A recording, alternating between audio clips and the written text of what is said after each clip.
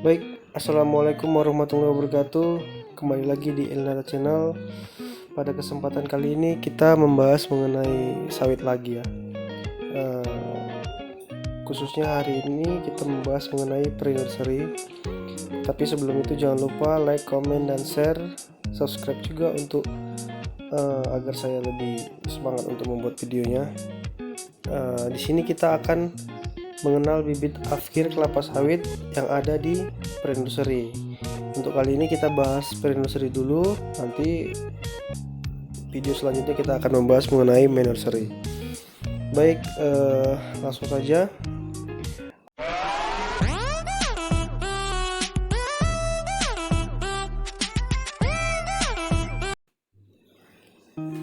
Oke, baik, untuk yang pertama yaitu adalah bibit kelapa sawit run atau stance.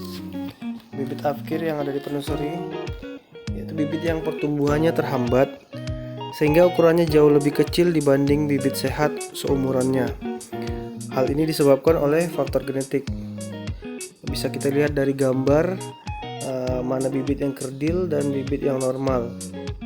Biasanya bibit yang kerdil itu lebih pendek dan ukurannya tidak normal dari bibit-bibit pada umumnya dan pada umurnya gitu.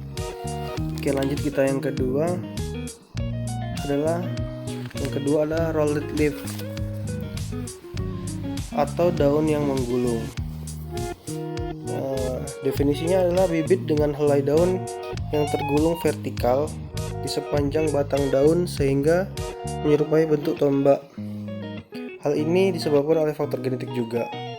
Seperti kita lihat pada gambar, itu ada daunnya seperti yang menggulung. Kalau bahasanya Inggrisnya itu roll, menggulung dia. Jadi kita lihat pada contoh pada gambar seperti ini bibit kelapa sawit pre-nursery yang menggulung. Jadi kalau nanti rekan-rekan semuanya ada menemukan ini di pre-nursery, ya diafkir saja karena tidak bagus. Oke, lanjut yang ketiga yaitu crinkle lip. Crinkle lip atau daun yang berkerut, yaitu bibit yang perkembangan helai daun abnormal yang mana daun menjadi berkerut atau keriting, dan pada tingkat yang lebih berat akan terlihat kerutan tersebut pecah menyilang. Hal ini disebabkan oleh stres air biasanya. Lalu untuk mendukung perkembangan helai daun yang baru muncul, maka bibit harus diberi air yang cukup. Apabila gejala sudah berat, maka bibit harus dimusnahkan. Ya, yang nomor 3 ini crinkle lip. Bisa kita lihat pada gambar. Lalu yang keempat ada colant atau daun melipat. Bibit dengan daun yang tidak membuka secara normal, yang mana helai daun tetap menyatu. Gejala ini mungkin timbul beberapa minggu setelah tanam atau beberapa saat setelah tumbuh dengan normal. Gejala ini ditimbulkan oleh penyakit atau faktor lingkungan yang terutama kelembapan yang menghambat perkembangan akar.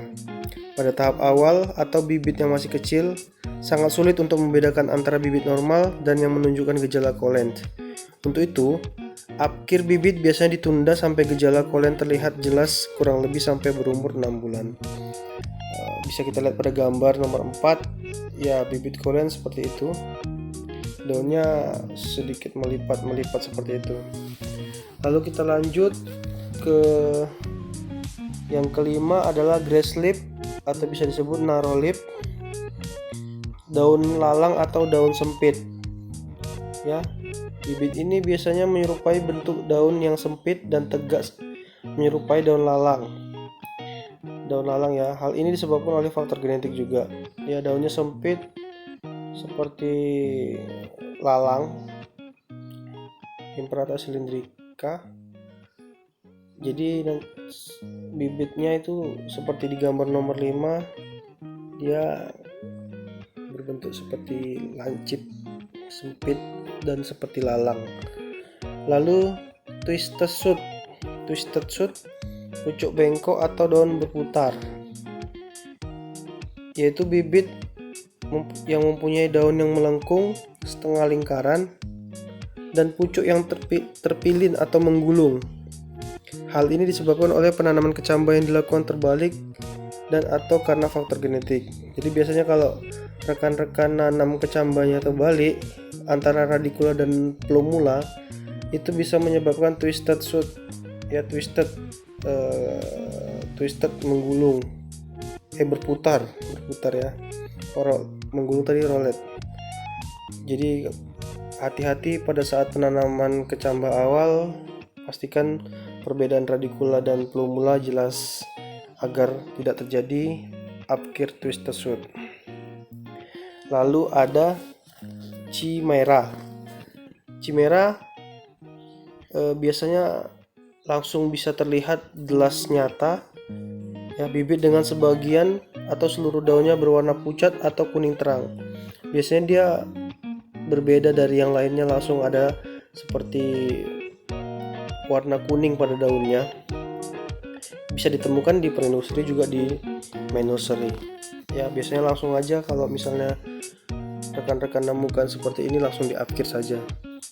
Lalu ada satu lagi yang belum saya sebutkan di sini, yaitu disease seedling atau bibit dengan serangan penyakit berat.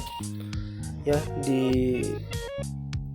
biasanya itu bibit yang terserang penyakit becak daun atau disebabkan oleh jamur Culfularia atau penyakit antraknosa. Daun biasanya membusuk mulai dari pinggir yang disebabkan oleh jamur. Ya, jadi kalau rekan-rekan ada nemukan yang udah kena penyakit berat, musnahkan saja, ya. Oke, biasanya untuk pre-nursery itu dilakukan 3 bulan sebelum pindah ke main nursery. Jadi setelah rekan-rekan terima camba dan ada seleksi kecamba mengenai radikula yang busuk, yang lain-lain, lalu 3 bulan di pre-nursery akan melakukan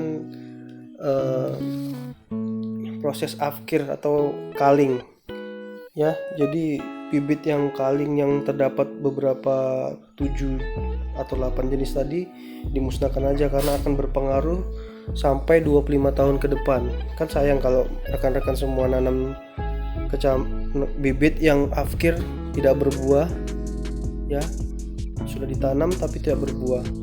Oke, mungkin itu saja video singkat dari saya, semoga bermanfaat. Terima kasih. Assalamualaikum warahmatullahi wabarakatuh. Salam planters.